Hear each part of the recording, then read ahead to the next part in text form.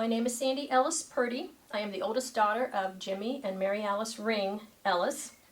And this is Dad's history, the compilation of his notes that I found. And I've tried to condense for historical purposes.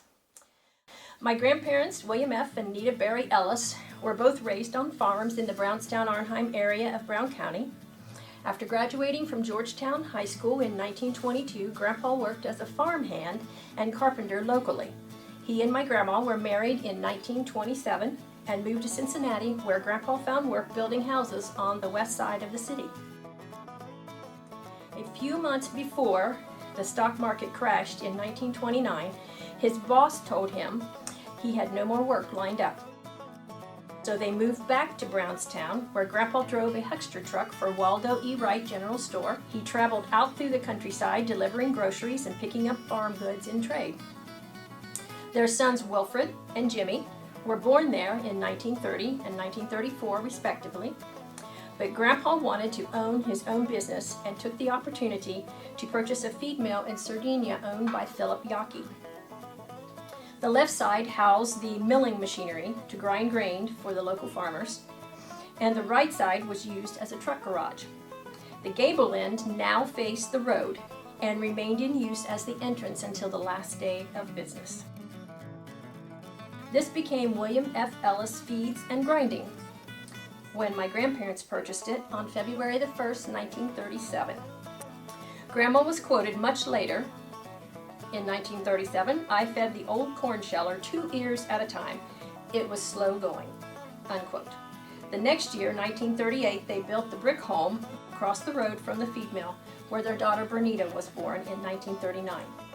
That year, the office was moved from the front left corner to the right front corner of the original building and heated with a coal, wood, and corncob stove.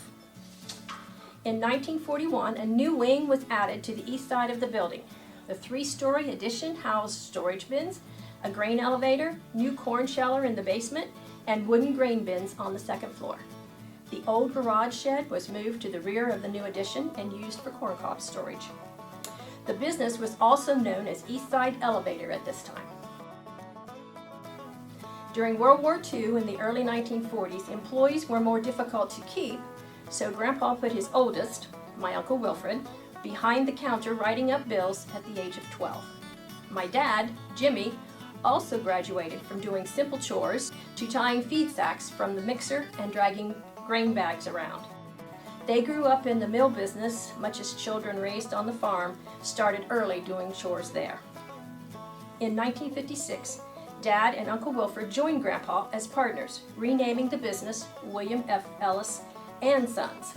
Uncle Wilfred stayed mainly in the front office, at the counter and bookkeeping, while Dad continued processing feed and working with machinery.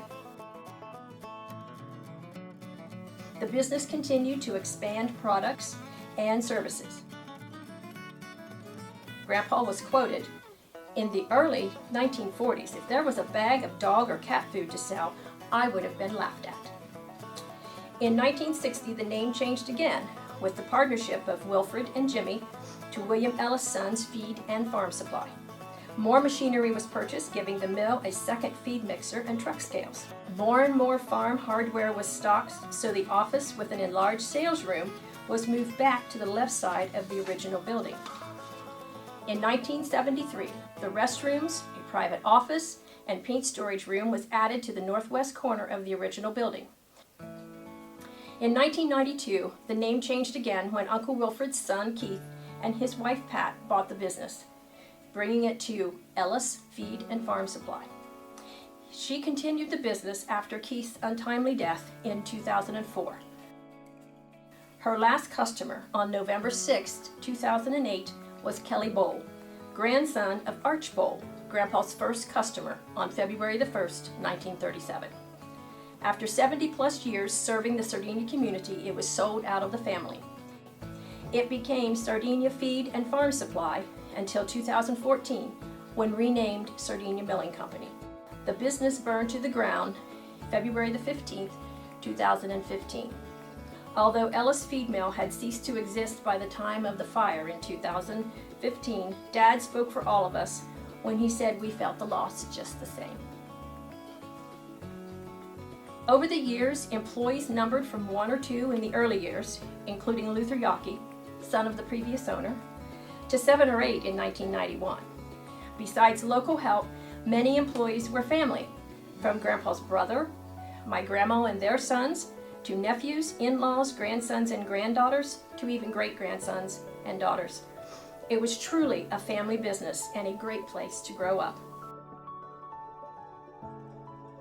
We have in our archives the little lined notebook recording Grandpa's first sales. We also have from 1943 the individual income and victory tax return form. There is also advertising memorabilia.